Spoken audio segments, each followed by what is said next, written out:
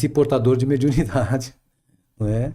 Mas não em família espírita. Mas desde a infância, aos 9 anos de idade, eu tinha uma necessidade muito grande de buscar algo que me trouxesse uma comunhão com o sagrado. Não sabia muito bem. Os meus pais, como muitos dos pais naquela época, na sociedade, ainda hoje muitos são assim, asseveravam, para cumprir o protocolo social, diziam que eram católicos apostólicos romanos. Mas eles não iam à igreja. E eu morava em São Vicente naquela época, estudava no grupo espírita Lions Club de São Vicente, ali no final da rua Costa Rego, na Vila São Jorge. E na escola que eu estudava, no Lions Club, aos domingos ela se transformava em igreja. Então o pátio da escola se tornava uma igreja. Montavam um altar e eu pedia para minha mãe para ir para a igreja. Então naquela época, ainda garoto, a melhor roupa que eu tinha era o uniforme da escola, né? Tirava o distintivo da escola que prendia com um alfinete de fralda e eu ia feliz. Eu comecei a frequentar a missa, depois passei a cantar no coral da igreja. Então sempre houve uma busca. Eu passei por um processo de vidência na infância, onde uma senhora sentava na beirada da minha cama todas as noites. E eu me dirigia aos meus pais. E eles brigavam comigo. Você contava para eles? Contava para eles, e eles brigavam comigo. Infelizmente, os meus pais repetiram, já entrando no assunto, no que muitos pais fazem, não respeitam o sofrimento emocional da criança nem do adolescente. Então, eles acham que o que vem da criança é pueril. No meu caso, foi assim.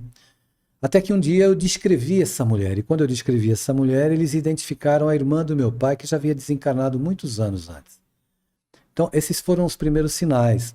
Eu escrevi alguns poemas com 10 anos de idade, mas eu não sabia o que era um poema, porque eu não tinha cultura. Os meus pais também não sabiam o que era um poema, porque eles também não tinham cultura. O interessante é que o conteúdo do poema era sempre voltado para Evangelho, Brasil, Jesus, era sempre os mesmos conteúdos. E depois que eles reconheceram aquele espírito sendo a irmã dele, eles passaram a dar mais crédito para aquilo que você falava, via e fazia, ou não mudou muito? Não mudou muito. Eles prestavam atenção, passaram a prestar mais atenção, achavam que eu era um menino estranho, porque eu era muito ensimesmado, muito fechado, mas não mudou muito. Agora, essa questão da escrita, ela já me acompanha desde essa idade. Eu comecei a escrever uns poemas. Aos 14 anos eu sofria muito bullying, eu apanhava muito na escola. Apanhava diariamente. Eu tinha muitas acnes em todo o rosto, nos braços, na pubis, na coxa, no peito. Então, chegava a hora de ir para a escola, eu ia para o banheiro. Dizia para os meus pais que eu estava com dor de barriga. Só que não dava para ter dor de barriga todos os dias. Então, eles começaram a brigar comigo e disseram para mim que se eu não fosse para a escola, eu ia apanhar. Então, entre apanhar na escola e em casa, eu preferia apanhar na escola. Era um sofrimento muito grande. E o bullying não tinha a ver com essa questão da mediunidade? Não tinha a ver. Ah. Mas o interessante, Éder, pode me interromper à vontade. Não, fica... O interessante é que os 2 garotos que mais me batiam na escola, certa feita, a professora passou como dever de casa redação. Eles me pegaram no corredor, eu me lembro que ele colocou essa parte do braço aqui no meu pescoço e disse assim: você vai fazer as nossas redações. E como eu estava louco para ser amado por alguém, para que gostassem de mim, eu disse que faria. Então eu fui para casa, fiz 3 redações sobre o mesmo tema, a minha e a deles. E entreguei para eles, eles passaram a limpo com a letra deles e nós 3 tiramos nota 10.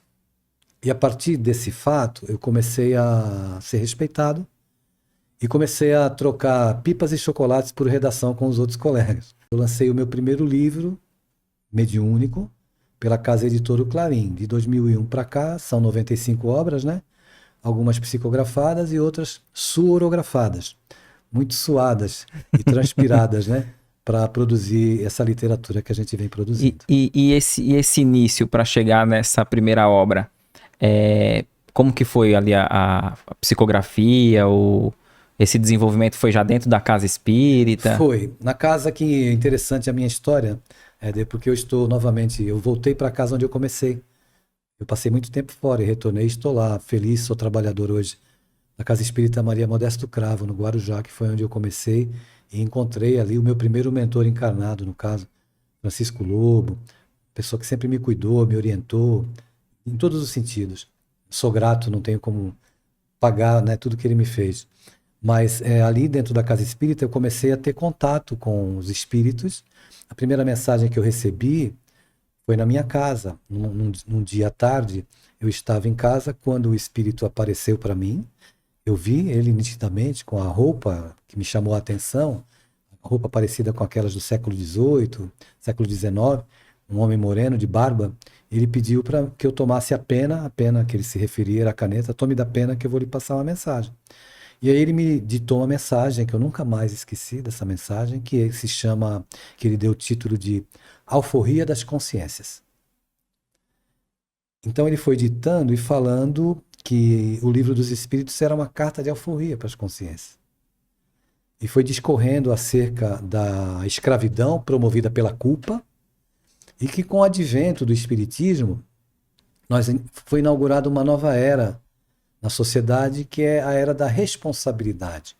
Estabeleceu-se ali um divisor de águas, existiam culpados, e a partir daquela data, embora muitos se portem assim ainda como culpados, a partir daquela data era a era da responsabilidade. Então não existem culpados, todos são responsáveis por aquilo que faz. E eu não me esqueço, gostaria de citar, que a mensagem encerra da seguinte maneira: Allan Kardec, o abolicionista da razão. Jesus Cristo, o abolicionista do amor. Bonito, hein? É muito lindo, muito lindo. Então esse foi um primeiro contato. E como a mediunidade, a antena era desajustada, acontecia muita coisa, né? Muitas premonições. Premonição da morte de amigos foram muitas. Eu via como as pessoas iam desencarnar, o local, e depois aquilo acontecia e enfim. E aí você sentia um pouco assim, caramba, será que eu devia falar, se intrometer? Totalmente. Vou citar um fato Sim. que vocês podem comprovar depois. Não foi de morte. Eu acordei 4h30 da manhã vendo um amigo meu, que ele pode confirmar isso, dono da Candeia, o Ricardo Pinfield, que é dono da distribuidora de livros Candeia. E eu vi ele sendo assaltado. Aquilo foi tão impactante para mim que eu não consegui me controlar, e 6h30 da manhã eu liguei para ele. Ele me agradeceu e tudo, eu falei, me desculpa. Depois eu até me arrependi, sabe, Éder? Você me desculpa. Na semana seguinte, a Candeia foi fazer uma feira do livro e ela foi assaltada. Deram até um tiro lá, não matou ninguém, mas houve essa violência. Fato análogo a esse, e ele pode atestar, foi com um convidado seu, o Caetano. Caetano de Santis, né? Sim, ele esteve aqui com a gente. É amigo e dentista. Uhum. Eu tive um sonho que ele estava sendo assaltado. E eu liguei para ele, também assim, porque era tão real, tão palpável como esse microfone, como você na minha frente. Aquilo me causava um susto, eu estava angustiado, liguei para ele, falei, me desculpa eu te falar isso. Falei para ele, passou um mês, ele foi assaltado. Então, isso nunca mais aconteceu comigo, isso foi diminuindo. A mediunidade tomou outros caminhos, outras percepções, né, outras atividades a gente realiza, hoje estamos voltando a realizar, mas no começo era assim uma coisa que me assustava. Eu recebo poemas de outros espíritos voltados também para essa área. E você consegue identificar quando é algo teu, do teu estudo? Consigo. Mas o espírito assina? Assina. Por que eu identifico? Deixa eu explicar, né? Sim. É importante isso. A minha mediunidade é mecânica, ele pega na minha mão? Não. Ele segura no meu braço? Não. Ele fica do meu lado falando o que eu devo escrever? Não. Funciona anos de exercício. Anos. Funciona assim. Vou dar um exemplo, me perdoem a simplicidade do exemplo. Sabe quando você deita na sua cama à noite e você escuta a gota caindo na cozinha da torneira? E parece que só existe só aquela gota. Acontece assim comigo. Vem uma frase, pinga uma frase. 2, 3, 4 vezes. Eu presto atenção na frase. Aí, devido aos exercícios de anos, a frase tem uma sequência. Aí eu já não me preocupo mais com o que eu estou escrevendo. Se a frase inicial tem a ver com a frase do meio do texto. Eu simplesmente escrevo. E depois, evidentemente, até hoje, tudo que eu produzo nesse campo de receber mensagens assim, eu entrego para as pessoas fazerem avaliação, como o bom senso deve nortear a nossa atividade. Mas eu já, evidentemente, já recebi mensagem em público, assim, na frente de muita gente. Então, mas só com o decorrer do tempo que a gente consegue ir se disciplinando para que eu, por exemplo, esteja aqui contigo, eu possa, se os espíritos porventura quisessem editar uma mensagem, eu possa ficar aqui e você pode estar falando com o público e eu não estou prestando atenção em você, estou prestando atenção naquilo que está gotejando aqui no meu psiquismo. Perfeito. E há de se haver um tempo de estudo, de preparo Sem dúvida, para conseguir, né? sem dúvida. Wilson Salles, Luiz Sérgio e Ivone Pereira. Como que foi receber essa obra com esses espíritos? Bom, em primeiro lugar, o Luiz Sérgio me editou 3 livros. Né? É o Game Over, o Vossos Jovens Profetizarão, mas começou com Ainda Existe Esperança. Quando eu comecei a ser envolvido, digamos assim, pelo espírito, eu rechacei qualquer tipo de trabalho com ele. Eu não queria. Porque havia algumas obras publicadas anteriormente que eu não concordava com o conteúdo doutrinário. Eu já tinha mais de 80 livros publicados. Eu tenho 18 pela FEB, tenho 20 pela FERGS, pela Federação do Rio Grande do Sul, tenho livro pela Federação do Paraná, pela Federação de Pernambuco, Santa Catarina e Goiás. Então eu fiquei me perguntando, naquela altura, depois de ter passado por tudo isso, por que é que eu deveria colocar novamente nome de espíritos nos meus livros? E rechacei, mas eu fui sendo envolvido e foram acontecendo fatos recorrentes que me levaram a ceder, quando ele me disse que ele escreveria sobre coisas que eu não via. Então, Ainda Existe Esperança é um livro que trabalha os bastidores das escolas, bastidores espirituais das escolas, e os bastidores espirituais das reuniões de evangelização. Depois veio o Game Over, que fala sobre os processos deflagrados, processos obsessivos deflagrados através dos vícios cibernéticos. Então, Ideação Suicida, é um livro que trata desses bastidores, o que acontece sobre isso. Eu fui fazer uma palestra numa escola no Rio Grande do Sul, uma escola em Canela, e nessa escola, uma escola particular, uma garota tinha se suicidado 3 meses antes, através de um processo que o livro explica muito bem. O livro já tinha saído e eu não tinha conhecimento disso, que é o processo do Shocking Game. Shocking Game é o processo da autoasfixia. Você vai jogar online com vários adolescentes de vários lugares do Brasil e do mundo. Quem perder promove a autoasfixia. Meu Deus. A autoasfixia, que é esse tal do Shocking Game, pode provocar 3 circunstâncias danosas. Pode promover uma falta de oxigenação no cérebro e, consequentemente, comprometimento da organização motora.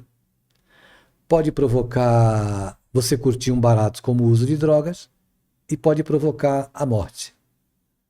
Então, nessa escola, uma garota ela já tinha um histórico de problemas emocionais devido a tentativa de suicídios anteriores, rejeição na relação com os pais, etc, etc. Isso é muito grave, né? E muito fragilizada emocionalmente, participou de um jogo e perdeu. Todos assistindo via webcam. Ela tentou promover a autoasfixia de algumas formas, não conseguiu, até que alguém sugeriu que ela usasse o cabo do mouse. Ela usou e faleceu. Inclusive, na época, a Polícia Federal estava até investigando as consequências daquilo.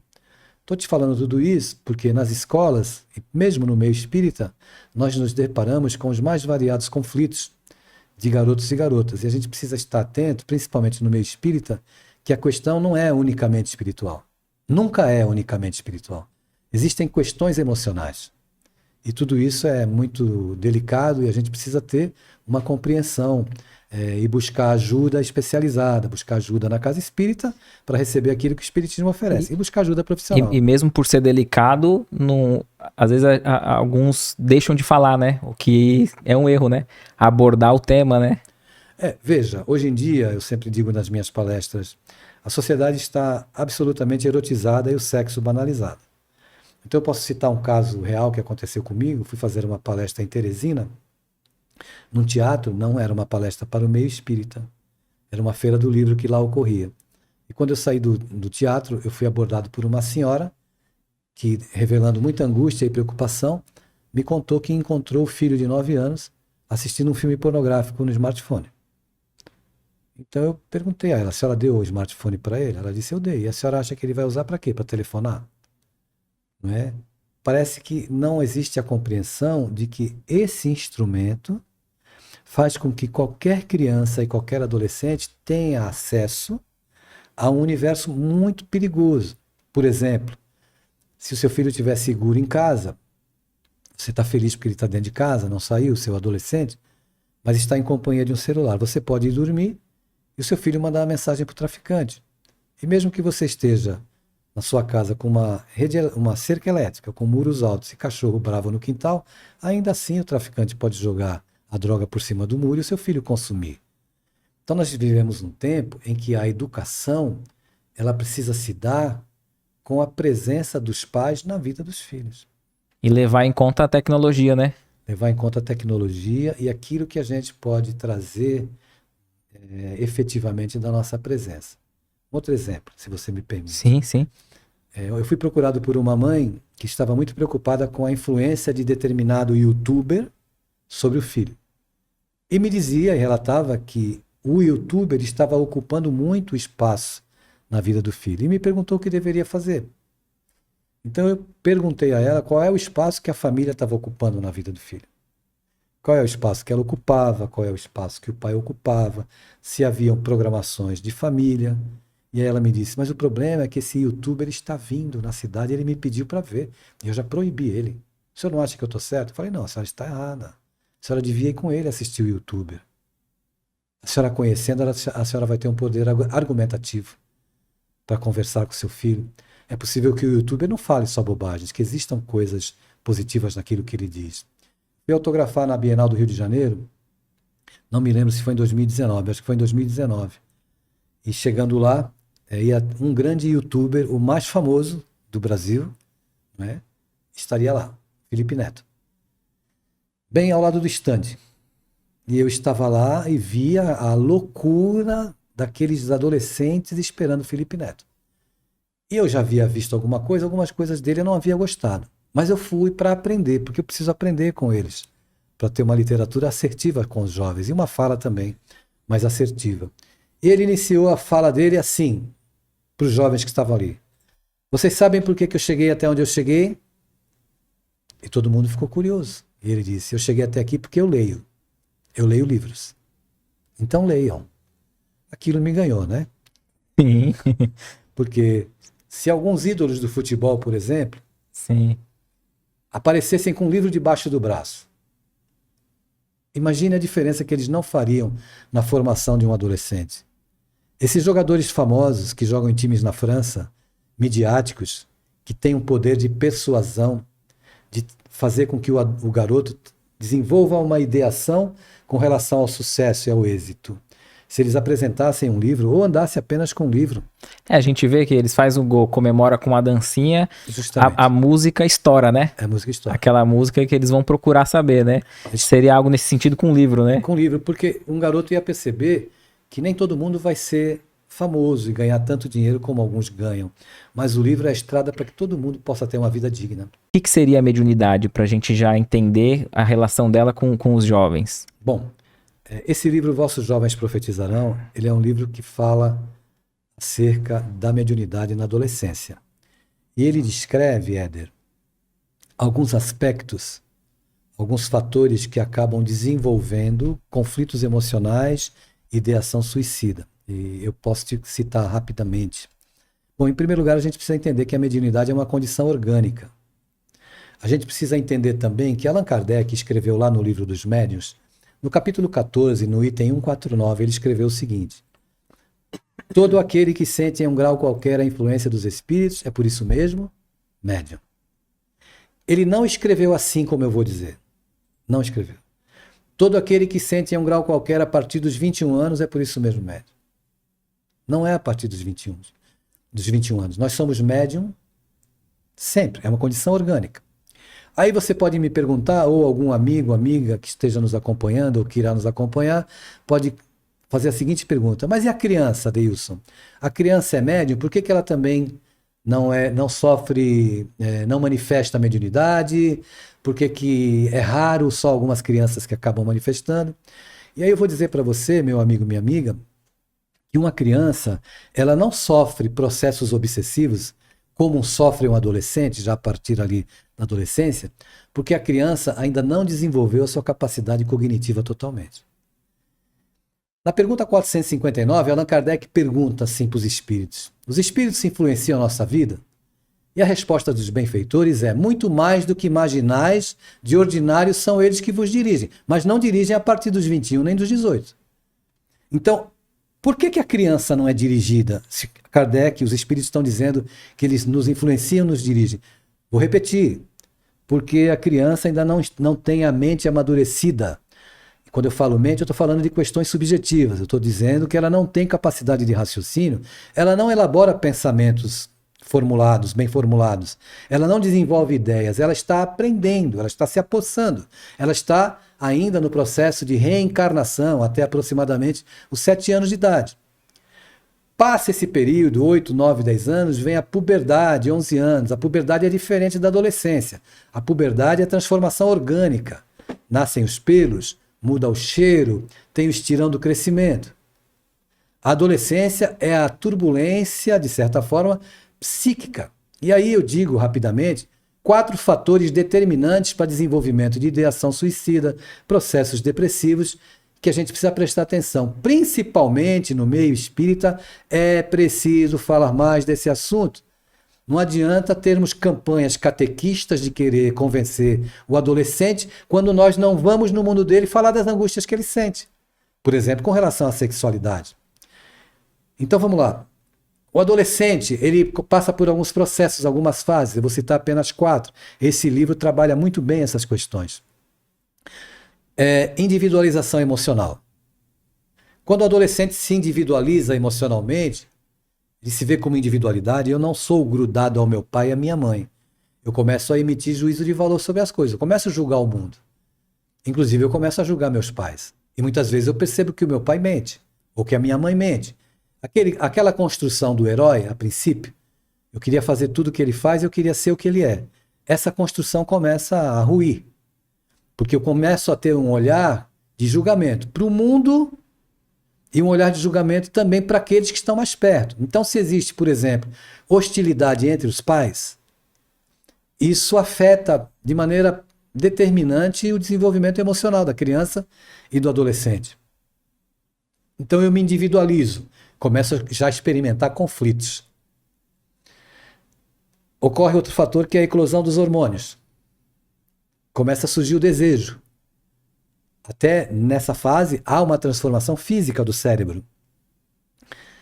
É um período, imagine hoje, com a erotização da sociedade, com tudo que está acontecendo, eclodem os hormônios, vem o desejo, eu passo pelo processo da autodescoberta, processo de desenvolvimento psicológico normal de qualquer ser humano, que é a descoberta do prazer, do autotoque, do processo masturbatório, e que nós precisamos não demonizar para orientar de maneira correta, educar de maneira correta, para que a partir daí a criança, o adolescente, comece a lidar com os próprios desejos, porque ele vai passar a vida toda sendo um ser desejante. Porque nós somos desejantes. Nós desejamos ser desejados. Isso é uma fala dentro da psicanálise, né? E o adolescente, evidentemente, com esse banquete de gozo, quando eu falo gozo, eu não me refiro apenas não estou me referindo a aspectos sexuais, gozos emocionais, que a gente tem, manipulação do outro, ascendência sobre o outro. Isso são gozos que as criaturas experimentam. O homem experimenta, o adolescente experimenta. Dentro desse universo, ele começa a experimentar conflitos cada vez mais acentuados. Aí vem um outro fator que é altamente explosivo. Qual é, Éder? Reminiscências de vidas passadas. Ele começa a se apossar de quem ele é, da sua historiografia reencarnatória. Mas se eu passei pela infância, eu não tive vetores educativos, eu estou fragilizado. Quando vem o convite do mundo, não tem nada em mim, no meu psiquismo de referência, passado pelos meus pais, que me digam, não faça isso. Se eu não tenho vetores e valores educativos, eu vou fazer o quê? Eu vou atender os meus desejos e as minhas paixões. aquilo que é um apelo recorrente em mim, porque os meus desejos não vêm dessa encarnação apenas. Eu sou uma criatura desejante, eu tenho tendências, e eu volto com as minhas tendências. Eu falei da eclosão dos hormônios, falei da individualização do ser e falei dessa questão das reminiscências de vidas passadas. E o quarto fator explosivo é a mediunidade. É possível que muitas vezes o pai, é interessante, quando um adulto discute com um adolescente, você depois de um tempo não sabe mais quem é o adolescente. Porque os pais entram num processo de querer discutir com um garoto que ainda não tem as suas instâncias psíquicas desenvolvidas. E essa discussão acaba afastando mais ainda essa relação? Afasta totalmente. O assunto é tão vasto, eu teria tanta coisa para falar. Fica à vontade. Eu queria só fazer um comentário acerca das instâncias psíquicas, se você me permite. Sim. Sigmund Freud desenvolveu em 1900 a sua primeira tópica. Ele desenvolveu 2 tópicas, uma em 1900 e outra em 1925. Na primeira tópica, a teoria da instância psíquica do inconsciente, do consciente e do pré-consciente. Eu, como psicanalista mais espírita, tenho o olhar, respeitando Freud, evidentemente, que é um gênio da humanidade. Eu vejo o inconsciente, o pré-consciente, o subconsciente e vejo o inconsciente espiritual, que é onde estão as vidas passadas. Isso me ajuda muito com as pessoas que eu atendo. Em 1925, ele desenvolveu a segunda tópica, id, ego e superego. Então eu tenho aqui do meu lado esquerdo o id. O id é uma instância psíquica que se movimenta pelo princípio do prazer. O id só quer gozar. No centro eu tenho o ego, que é uma instância mediadora. E no meu lado direito eu tenho o superego, que é uma instância moralista, um juiz inclemente. Então, o id quer gozar e esse aqui quer condenar. E o ego vai mediar. O adolescente, com tudo que o mundo oferece hoje, qual é a instância que prevalece para o adolescente? Dos prazeres, né? Dos prazeres. Quem é o ego e o superego de quem ainda não está em formação ou não tem embasamento de valores para pautar suas escolhas? Por isso que é uma fase tão turbulenta e tão difícil. E essa fase é potencializada negativamente se o lar é um lar fragmentado, se as referências não são positivas. Então ele quer gozar, e o pai e a mãe deveriam ser o ego e o superego. Mas às vezes os pais são apenas superego. Juiz inclemente. Aqui você não fala, aqui quem manda sou eu. E aí a gente entra e comenta que existem pais que só sabem falar com os filhos. E pai que só fala não conhece o filho, porque não ouve. E pai que conhece o filho precisa conversar, dialogar. Eu vou ouvir aqui, olha.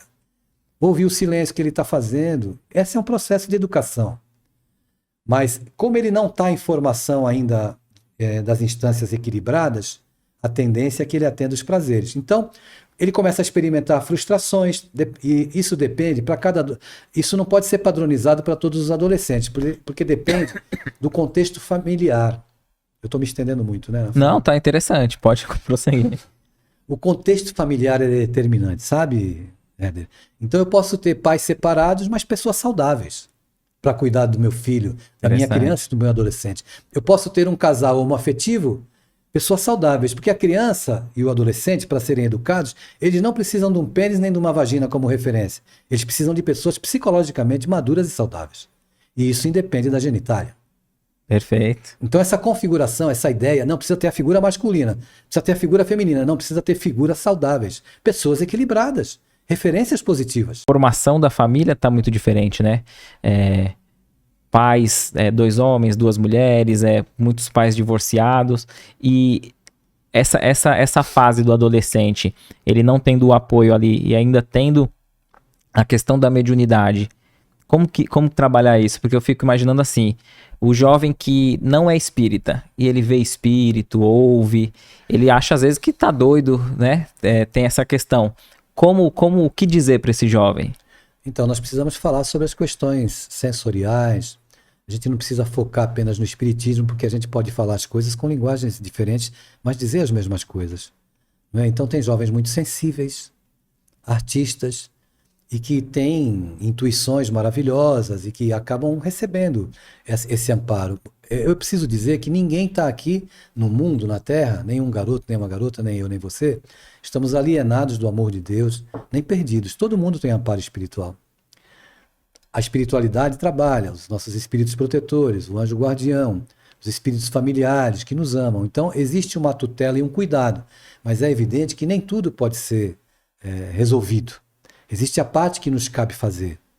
E a gente precisa trabalhar muitos valores, sem falar de valores religiosos, valores éticos morais. A vida tem sentido. E é muito triste quando eu atendo um adolescente. Sempre que os pais me procuram, eu não atendo adolescente sem primeiro conversar com os pais, porque eu preciso sentir o clima da casa. Quem são os pais? Como é que eles se tratam? Eu já atendi pais que brigaram na minha frente. Então eu entendi porque que o filho estava daquele jeito. Percebe? Então, existem pais que... Olha, meu filho está com problema. Por favor, ajuda ele. Aí você vai conversar com o filho não está com problema. Você vai conversar com os pais estão com graves problemas. Repercute. Qual é o adolescente ou a criança que tem segurança num lar em que os pais são hostis uns aos outros? Não existe segurança. Atendi um caso de pacientes, de um casal, né, de brasileiros que mora na Europa. A tecnologia nos permite, né, atender pessoas de qualquer lugar. Eles têm um filho que é um garoto que estava absolutamente feliz com a mudança deles para a Europa. Estudando, produzindo, saudável. De repente a criança, o garoto, se desinteressou por tudo que ele gostava. Estava triste e apático. E eles me perguntaram da Europa se eu conseguiria fazer terapia com ele. Eu falei, olha, é difícil fazer terapia online com criança. Porque eu precisaria brincar com ela. Qual a idade, mais ou menos? 7 anos. 7. Eu precisaria contar uma história. Eu precisaria usar de instrumentos pedagógicos para poder avaliar tudo aquilo que ela faz na brincadeira, né? Ela vai revelando para mim o seu emocional. E eu precisava de tempo para trabalhar. Não dá para fazer isso online. Mas eles pediram encarecidamente que eu conversasse com a criança. Antes de conversar com a criança, evidentemente, eu fui conversar com o casal. Então eu conversei primeiro com a esposa. Ela narrou toda a saga da saída do Brasil para a Europa, a vida muito boa que eles tinham lá, financeiramente, a escola, os sonhos para a filha, para o filho e tudo mais. Aí no final eu perguntei, como é que está o seu casamento com o seu marido? Como é que vocês estão se tratando? Ela me disse que o casamento estava em crise e eles andavam brigando muito. Eu falei, tá certo.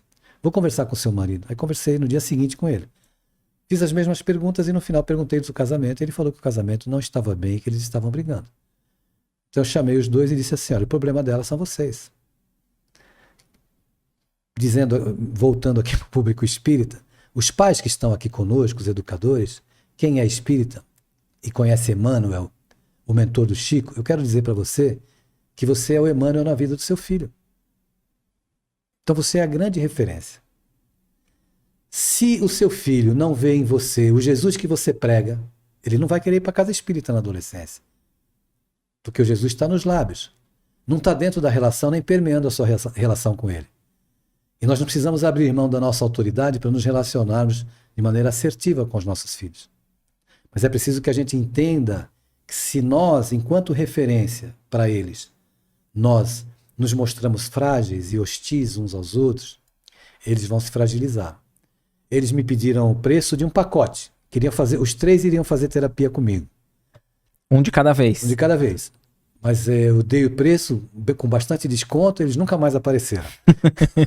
O papel da casa espírita com relação aos jovens, né? Você mencionou que você viaja bastante, conhece bastante casas espíritas, como elas funcionam ali.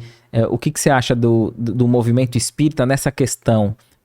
Falta um pouquinho mais de atenção para essas mocidades? Falta muita atenção. Existem casas que estão fazendo um trabalho valoroso. Existem, muitas casas. Mas a grande maioria não dá oportunidade ao jovem. E o jovem, ele precisa encontrar uma linguagem dele, pedagogicamente adequada a ele. Por exemplo, eu vou repetir o que eu digo sempre. Quem me entrevista se cansa, né? Porque eu falo sempre as mesmas coisas. Por que não existe um dia que possa haver uma palestra doutrinária voltada para os jovens? Por exemplo, sexualidade e obsessão na adolescência. Que tema interessante, né? Uhum, sim. Para os pais também. Essa nossa fala aqui, nós podemos fazer uma palestra. Mediunidade, obsessão e adolescência. Mediunidade, automutilação e depressão. Não falta assuntos para a gente tratar. Existem muitas pessoas que falam sobre o jovem, mas poucos falam para o jovem. Perfeito. É diferente. E mesmo falando para o jovem, não vai ter só o público jovem, né? Não. Porque aborda também a responsabilidade dos pais para com eles, né? Exatamente. Não existem receitas prontas na educação. Pela ótica da reencarnação, a educação do ser integral, né? Do espírito encarnado, do ser emocional, ela não se dá apenas numa via. Eu mando, você obedece. Eu falo e você faz. Eu digo e você vai pensar o que eu estou dizendo para você pensar. A educação, pela ótica reencarnacionista, a gente ensina e aprende. Ensina e presta atenção no resultado do que eu estou propondo. Ensina e entende que eu não estou educando um corpo, eu estou educando um espírito imortal. Consequentemente, ele também tem o que me ensinar. E a gente precisa dilatar um pouco e compreender que nós temos uma responsabilidade. A família é um barco que tem que ter timoneiro. Quem é o timoneiro? São os pais, que tem que conduzir o barco. Regras, orientações, disciplina, tudo isso não pode ser dispensado no processo educativo. Mas é possível sim se estabelecer uma relação educativa com o norte, mas que a gente seja mais sensível para ouvir o que eles têm a dizer. Muitos garotos e garotas sofrem angústias, suicidam-se por causa dos conflitos que nem revelam, para que os pais não se envergonhem, ou na cabeça deles, muitas vezes, que estão sofrendo angústia, vai dar um desgosto para o pai e para a mãe. Eu prefiro a morte. E com relação ao jovem desenvolver uma tarefa na casa espírita, seja de forma mediúnica, como a gente está abordando até uma mediunidade, você acha que tem uma idade, um período? O que você pensa sobre isso? Com relação ao jovem desenvolver tarefa mediúnica na casa espírita, esse é um detalhe delicado e nós precisamos observar. O dirigente da instituição, evidentemente, ele precisa ter olhos de ver, acompanhar, e não adianta olhar para a mediunidade do jovem, tem que olhar para o contexto emocional que ele vive. Ele pode estar manifestando, pode ter mediunidade ostensiva, mas pode ser desequilibrado emocionalmente, como os adultos também são. Então a gente precisa ir aos poucos, né, acompanhando, observando, orientando. Mas é evidente que um jovem pode fazer uma prece. É evidente que o jovem pode participar de atividades na casa, em que ele assuma responsabilidades, em que ele seja o protagonista da atividade. Eu fiz uma palestra recentemente no Maria Modesto Cravo, e do meu lado direito tinha uma garota, devia 16 anos. Do outro lado, que fazia outra prece lá, tinha um outro garoto. E do meu lado esquerdo, dirigindo a reunião, era uma evangelizadora. Eu até imaginei que eu tivesse desencarnado, mas não tinha. Mas é esse tipo de envolvimento que você vai dar para eles, mesmo que seja médium ostensivo, essa participação com uma boa orientação não vai fazer com que ele seja um médium destrambelhado, perturbado. Você está envolvendo na dinâmica, e a gente precisa confiar também nos benfeitores espirituais da casa, que estão assistindo, que estão amparando, que estão orientando. Ver espírito, ouvir, e ele não quer seguir esse caminho, ele não quer seguir uma tarefa, e ele pode bloquear essa mediunidade, que às vezes a gente vê pessoas que relatam, né, que tinha experiências, né, com os espíritos na juventude, depois não tiveram mais, ou eclodem quando já está maduro. Bom, no livro dos médiuns, Allan Kardec explica que a mediunidade pode ser suspensa. Pode ser suspensa. Mas quando você é portador de uma mediunidade ostensiva e você não busca uma orientação, o que seria essa orientação? É virar santo? Não é nada disso. É você aprender a lidar com o seu psiquismo. As pessoas que são médiuns, elas têm uma sensibilidade muito maior. Então vai no casamento e fica mais feliz que a noiva. Vai no velório e fica mais triste que a viúva. Ou seja, ela potencializa as emoções, que nem sempre são delas, que pode ser de fontes desencarnadas, de inteligências, de espíritos desencarnados. É evidente que se eu sou uma pessoa instável emocionalmente e sou médium, o meu caminho vai ser a perturbação. Eu não vou ter estabilidade. Eu posso ser sequestrado emocionalmente com muita facilidade por essas inteligências. Eu me perturbo, eu não tenho controle. Eu saio na rua, o cachorro late para mim, eu me abaixo para latir para o cachorro. Ou seja, eu não tenho controle sobre as emoções, então eu me torno um joguete na mão de espíritos perturbados e perturbadores. Então, mesmo aqueles que não querem trabalhar com a mediunidade, desenvolver, né? Eu digo a tarefa, o sentido de trabalhar, é importante o conhecimento, né? Mesmo que depois eles queiram outro caminho, seguir, é interessante estar lendo aí o livro dos médiuns e saber mais, né? É sempre interessante, né, Éder? Agora, o mais importante, você não quer trabalhar, não quer desenvolver, não quer saber, então você vai ter que se esforçar para ter controle sobre as suas emoções. Procurar orientações seguras para que te ajude a lidar com os sentimentos e com as emoções que você experimenta. Caso contrário, você vai viver diuturnamente numa montanha russa emocional. Sobe e desce, sobe e desce. Vendo os adolescentes, geração pós geração, tão perdida, isto vem a ser devido a uma mediunidade não direcionada ou de pais que não conseguem orientar seus filhos? Percebo que eles também estão perdidos como pais. Muito boa pergunta, Márcia, porque é exatamente isso que acontece. Os nossos pais, Márcia, eles nos passam virtudes através da educação, não é? Mas eles também nos passam traumas. Então existem os traumas do meu pai, que me passou alguns traumas e que eu repercuto esses mesmos traumas com os meus filhos.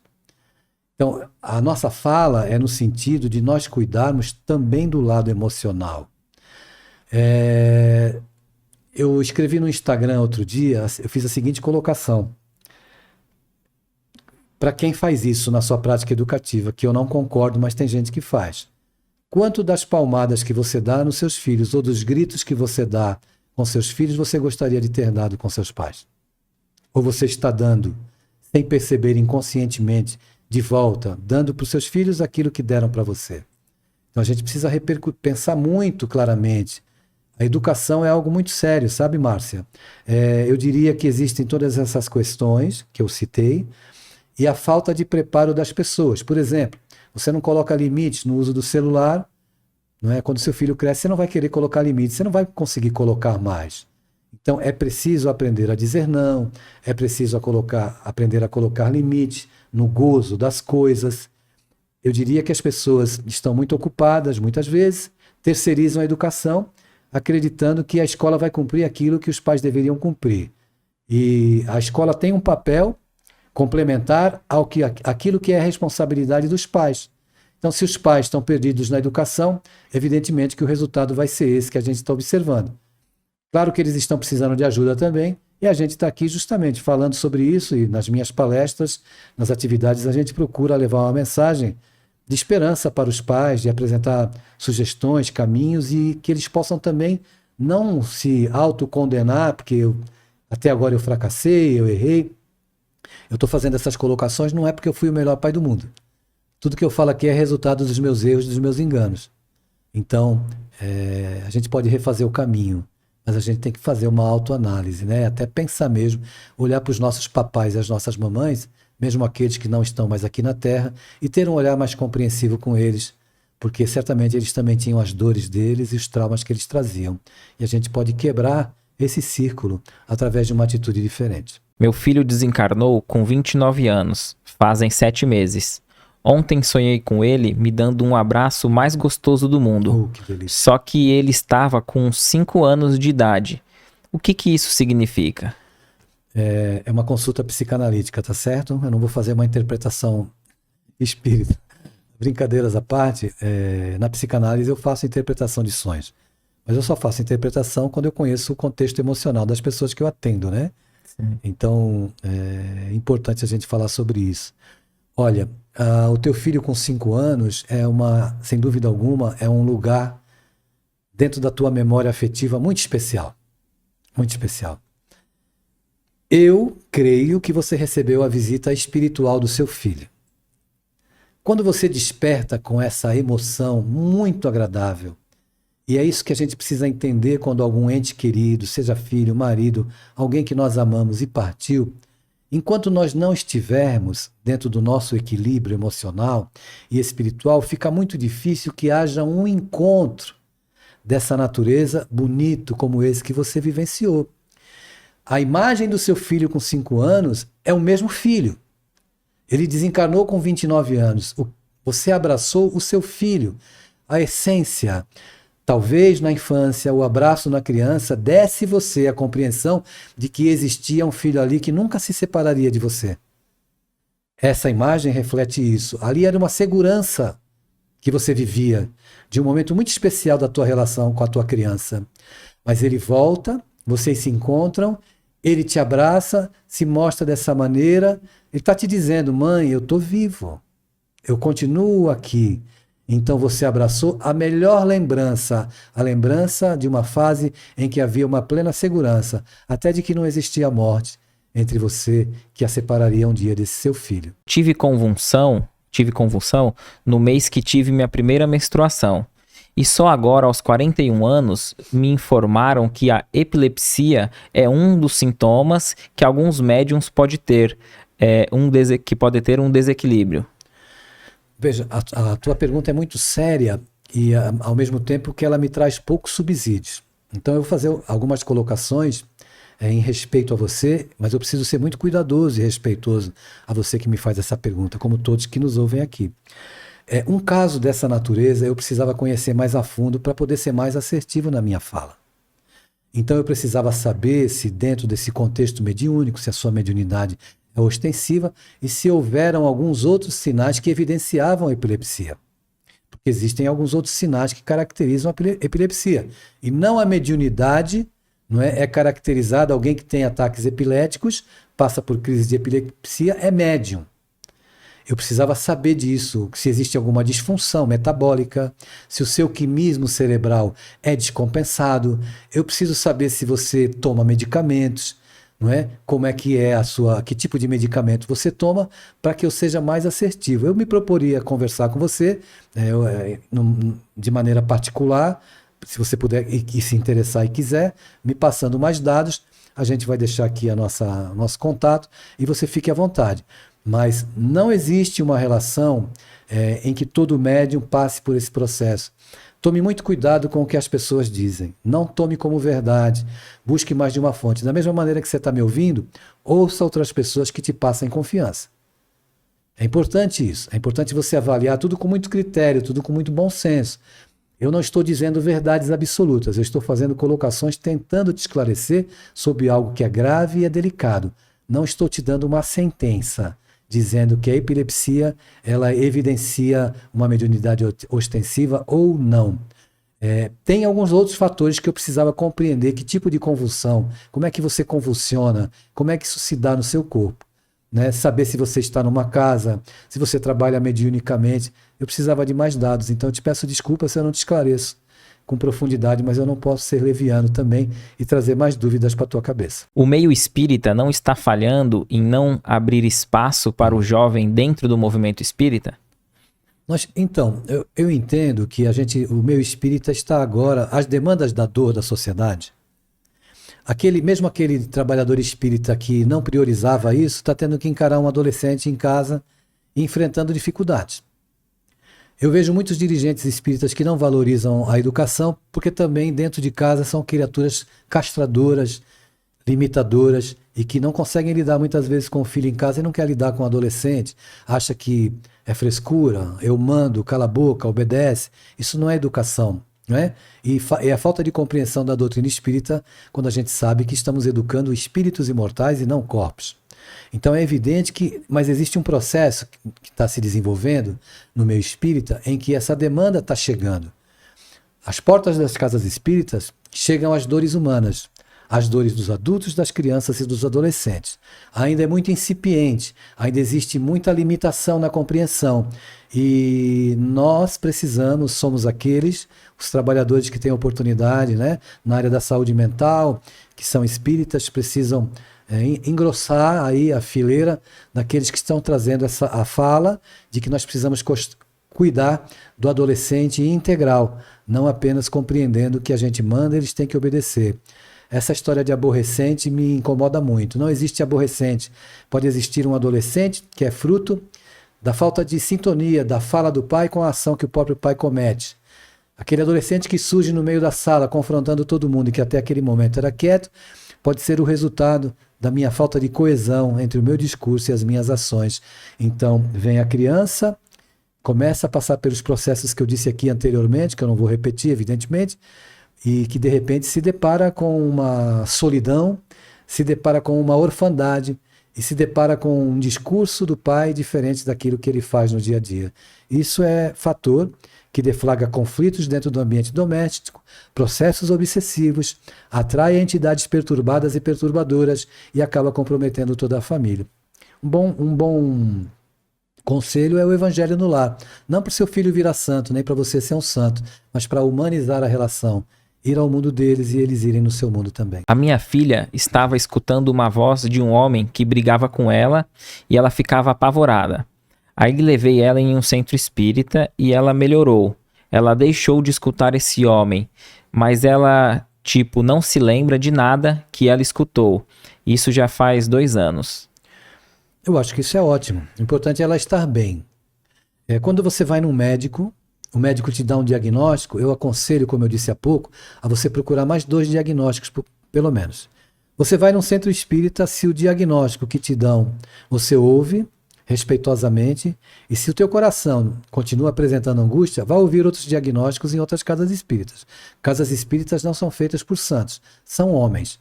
Alguns estudam, se comprometem, outros nem tanto.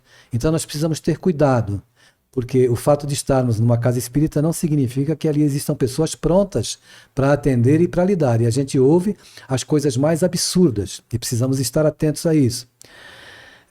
Que bom que ela não ouve mais, né? Sinal que a casa atendeu, a assistência espiritual foi efetiva e você procura fazer um acompanhamento, não é?